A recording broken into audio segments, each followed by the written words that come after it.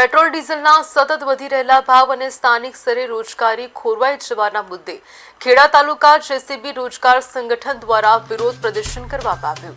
ખેડા, મહેમદાબાદ અને માતર સિવાયના અન્ય તાલુકાના જિલ્લાઓમાંથી જેસીબી ચાલકોને બોલાવીને સ્થાનિક કંપનીઓમાં કામ આપવામાં આવતું હોવાથી સ્થાનિક ઓપરેટરોને ભારે આર્થિક નુકસાન વેઠવવાનો વારો આપ્યો છે।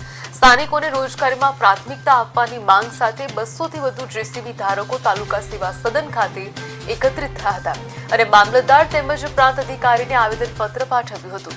સંગઠન દ્વારા બહારના જેસીબી વાહનોને તાલુકામાં પ્રવેશતા અટકાવવા તેમજ તેમની સામે કાયદાકીય પગલાં લેવાની ઉગ્ર માંગ કરવામાં આવી છે।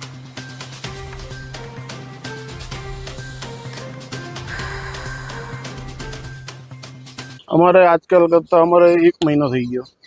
તો હવે તમારી શું માંગ? અમારી માંગ એ જ છે કે બહારના જે લોકો આવે છે એમને બંધ કરો અને અમારો રોજગાર પાછો અહીં ચાલુ થાય। તમે કંપનીઓમાં જેસીબી ચલાવો તો ક્યાં ચલાવો? કંપનીમાં ચલાવીએ છીએ, અમે લોકલ કામોમાં ચલાવીએ છીએ। આજે તમારી સાથે કેટલા લોકો જોડાયા? અમારી સાથે ખેડા જિલ્લામાં 180 થી 200